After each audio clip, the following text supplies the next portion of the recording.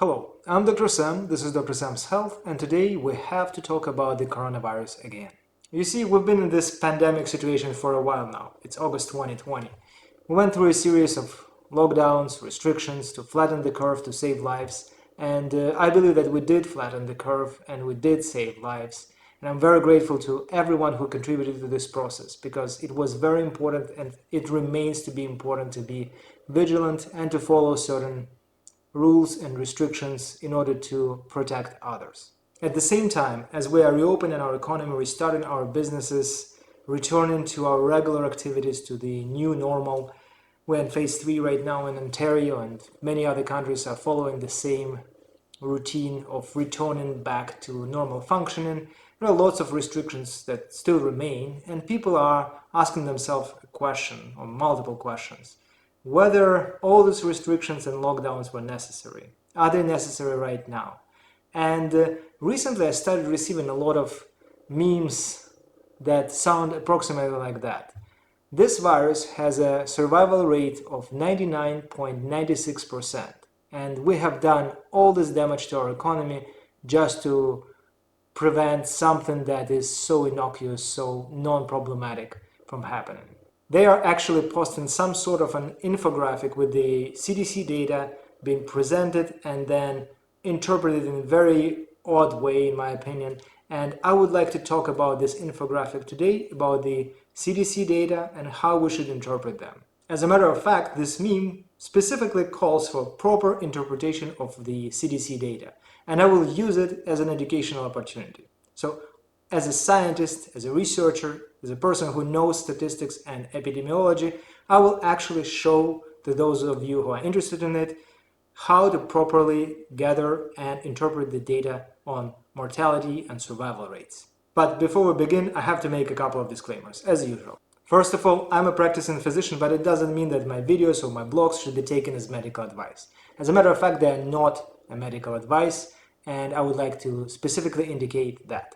They are my opinions on some subjects that are relevant to medicine or health or public health.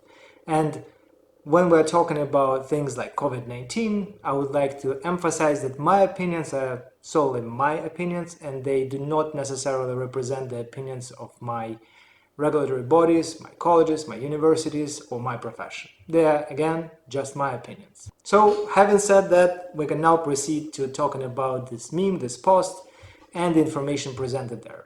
First of all, this infographic specifically talks about the survival rate, but it also mentions mortality rate.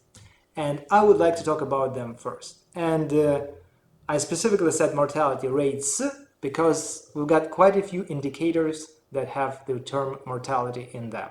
The very first kind of mortality rates that people study when they study epidemiology is something that we call crude mortality rate, which is calculated very simply by taking the total number of deaths in certain population over a certain period of time, usually it's a year, and we divide this number of deaths by the total size of the population. And usually we report it as percent or a number of deaths per 100,000 people. Death is not a very common event, and that's why we use pretty large denominator. Usually it's 100,000. Of note, the word crude in the term crude mortality rate indicates that we're not doing any adjustments or any standardization of the population based on the sex, ethnicity, age, and so on. So crude mortality rate is a very simple indicator. Just to give you an example, for the United States, it's usually within 7 to 850 deaths per 100,000 of population, or 0.7.8%. Please take a note of this number, 0.7.8% annually in the United States, because this number will come very handy when we will be comparing the crude or total mortality rate to cause-specific mortality rates. So what is this cause-specific mortality rate? It's another indicator that is calculated as number of deaths due to a specific cause, like heart disease or cancer, or COVID-related death, divided by the total population. So this indicator shows how many people died from a specific cause in the given population, and usually it is again presented in number of deaths per 100,000 or percent, and usually we're talking about a specific time period. Usually it's a year. So annual cause-specific mortality rate. Okay, now we can talk about this infographic. They use the data from CDC and they say that there has been approximately 140,000 deaths in the United States with a population of 331 million approximately, and they divide one number by another to get the mortality rate due to COVID-19 of 0.04%, which sounds like a proper way of doing so, and it is indeed a correct mortality rate, but there is one important detail that is missing: the time period. They are not indicating the time period, so it is a mortality rate for the period that has elapsed since the beginning of the virus, the onset of the pandemic, or the first registered case, till now, or whatever the date was when they kind of calculated these numbers and created this infographic.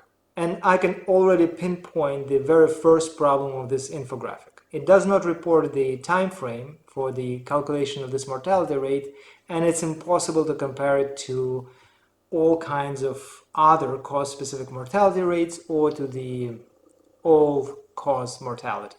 But I'm here for you, making this video trying to rectify certain issues with this infographic. So let us calculate the annual rate of mortality for coronavirus for 2020. First of all, we had the first case registered on January 20th, 2020, and right now I'm making this video on August 16th, 2020.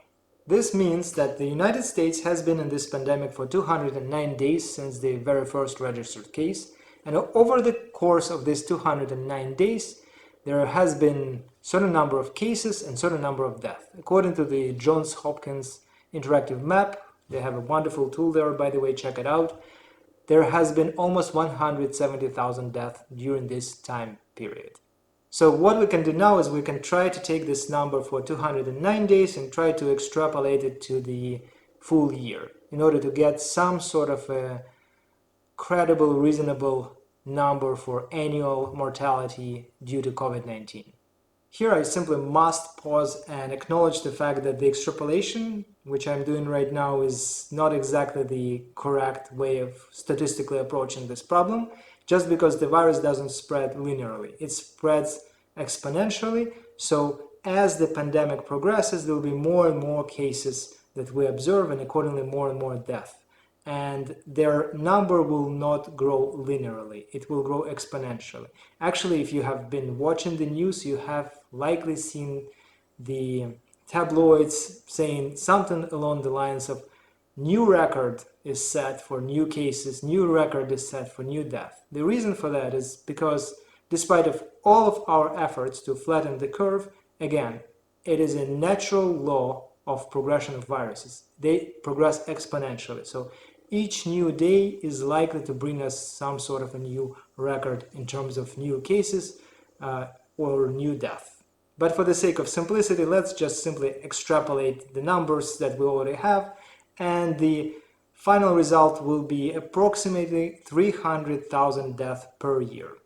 Or if you want to present this number in the form of a proper rate, we can calculate it, and it will be 89.5 deaths per 100,000, or approximately 0.09% annual COVID-specific mortality rate. By the way, I know that this 0.09% sounds awfully like 0.1%, which is an often quoted case fatality rate for influenza. And I will compare influenza to COVID-19 in terms of case fatality rate, and I will compare it in terms of cause-specific mortality. These numbers are just coincidentally similar, but they have nothing to do with each other. So, speaking of cause-specific mortality, now when we got the cause-specific mortality rate for COVID-19 of 0.09% of 89.5 persons per 100,000 of population, let us compare this number to a crude mortality rate and to cause-specific mortality rates of the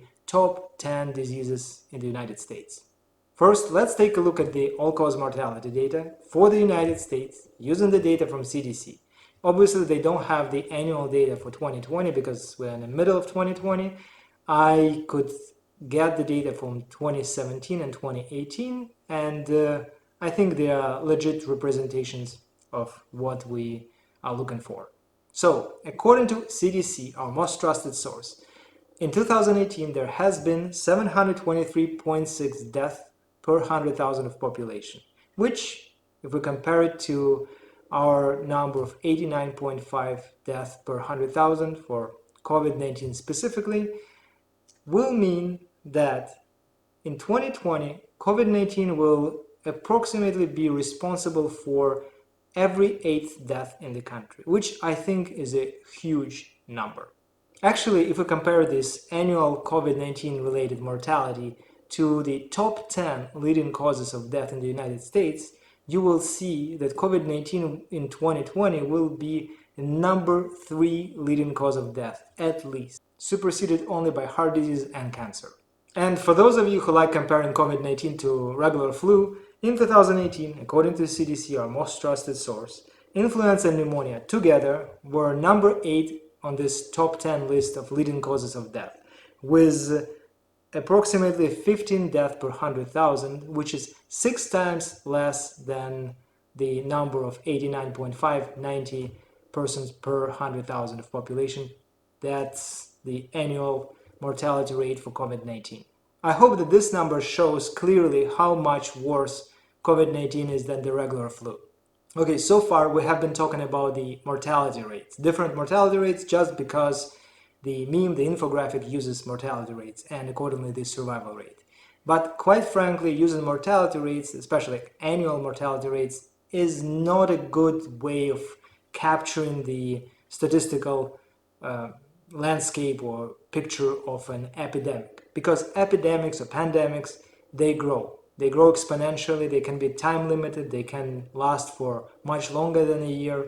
There are different dynamics, usually exponential growth curve for viruses, their spread, the number of deaths, the number of cases. So in order to properly capture the situation with a pandemic, we shouldn't use mortality rates. We actually should use something like case fatality rate or infection fatality rate.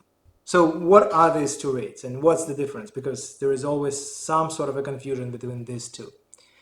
Case fatality rate is the number of people who died from a specific disease, in this case COVID-19, divided by total clinical cases of this disease. Infection fatality rate is the number of all people who died from this infection, COVID-19, divided by total cases of infected people. And at this point you might ask me, what's the difference? The difference is that lots of people who are infected, they can be asymptomatic, and that's the case for COVID-19. They will never show to the hospital, they will never become a clinical case, somebody who has a clinical presentation of COVID-19 clinical picture. That's why there is always some sort of a confusion between case fatality rate and infection fatality rate, and for simplicity I will use the infection fatality rate, in part because they are also using this indicator effectively in this infographic. So let's get back to the infographic. They report death rate there, actually twice, because there are two different indicators there. One of these indicators is effectively the infection fatality rate, which is actually correct, and it's 3.2%. And for some reason they choose to ignore this statistic, which I think is a major part of the misrepresentation of the data, because what we are all worried about is that at a certain point this virus will spread even further, and if we assume that it captures or gets spread to 100% of the United States population, which is 331 million, if we apply this statistic of 3.2% infection fatality rate, we'll see that in this case scenario, over 10 million people will die. And that is why we are so concerned and worried about the spread of the virus. That is why we are trying to flatten the curve. That is why we are trying to limit physical contacts with people, create physical distancing, using masks, using hand sanitizers, working on vaccines, working on developing proper treatment protocols, and so on. By the way, I feel I should make a video about hydroxychloroquine, and likely it will be my next video. Nevertheless, let's talk about the final part of this video, which is the survival rate of the virus of 99.96%, which is an incorrect number. Let me say something ridiculously simple. In order to survive COVID-19, you have to acquire it first. So if you never had COVID-19, you cannot be counted as a survivor. But unfortunately, in this infographic, that's exactly what they are doing. First, they calculate the mortality rate of 0.04%, which, as we have discussed just a second ago, should be 0.09%, and then they subtract this 0.04% from 1 or 100% in order to get the survival rate of 99.96%, which is simply incorrect. If we wanted to calculate the real survival rate, we should take all the people who were infected with this virus, use them as 100%, and subtract the infection fatality rate of 3.2% or 3.19%. When I've done my calculations, I ended up with the survival rate of 96.84%.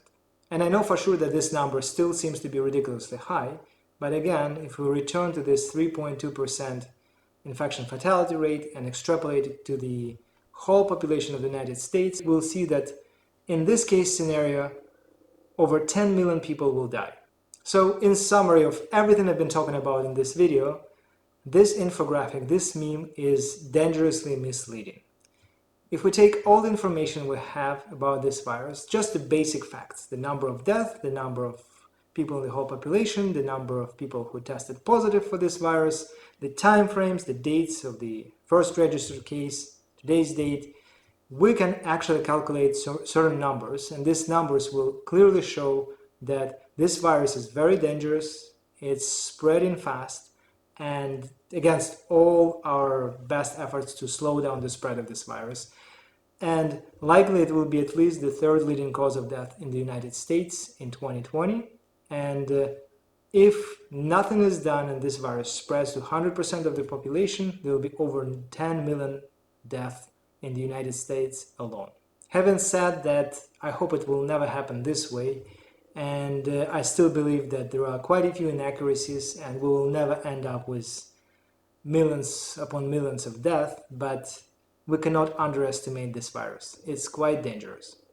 So that is pretty much everything I wanted to say about this infographic. I know it might sound as a bit of a strong response to it, but I think that this kind of information has to be checked and it has to be analyzed. And I'm pretty sure that many of you will not agree with me on everything or on certain aspects of my video, but I hope that this video was informative and thought-provoking enough for you to do your own research. Speaking of research, check out my website drsamshealth.com. I've got a blog there, and this blog will contain all my numbers, calculations, all the references to Johns Hopkins website, to CDC website, to Wikipedia page that has all the calculations of the mortality rates and so on. So it is all for you to explore and to make your own conclusions. Having said that, I think it's time for me to wrap up this video and to wish you a good day. Have a wonderful time, stay strong, stay safe.